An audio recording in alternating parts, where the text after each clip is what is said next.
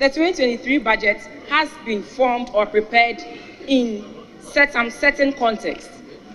And the context is that we are faced with both difficult global and domestic challenges. We also have an ongoing IMF negotiation, and also we have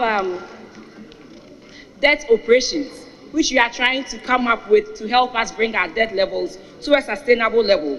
Also, we have set some targets for ourselves in this context. And the target is that we hope to raise about 143 billion Ghana cedis in revenue. We want to spend 190 billion in expenditure.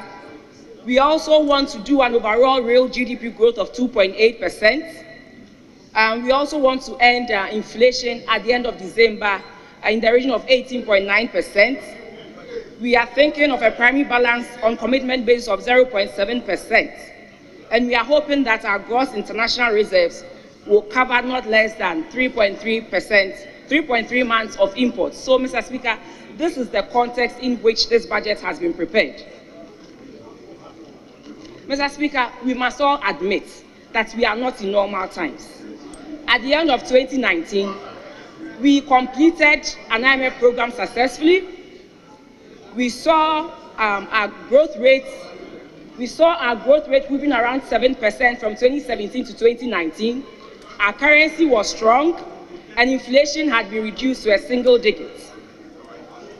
So, Mr. Speaker, if today we find ourselves in this situation, clearly it tells you that we are not in normal times. Mr. Speaker, little did we know that a global pandemic and a war in Europe will bring us down to our knees like this, where we see our currency depreciating by almost 54%. And we have no access to the international capital markets, something we've had since 2007. So, Mr. Speaker, this is really worrying.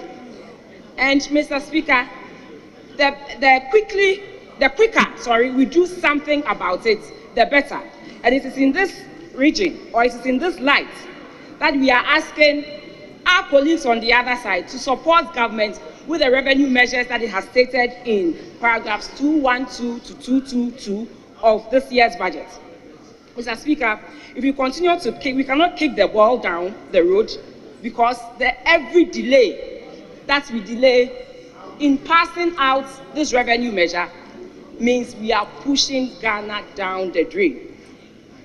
As it stands now, our tax revenue to GDP ratio is 11%, way below that of our peers, which is around 18%, Mr. Speaker.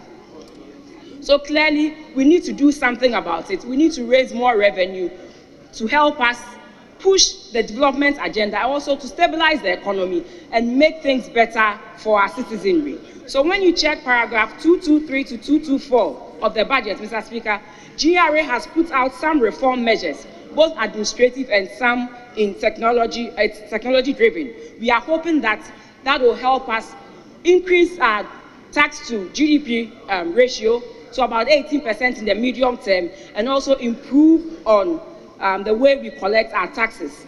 Mr. Speaker, these measures include some fundamental changes in the IT system, where we have online filing of taxes, we have digitization of our tax clearance certificates, the EVAT invoicing, and digitization of internal processes as well as records to make tax collection more efficient and to maximize revenue as well. But, Mr. Speaker, improving the tax collection process is not the only way to increase revenue.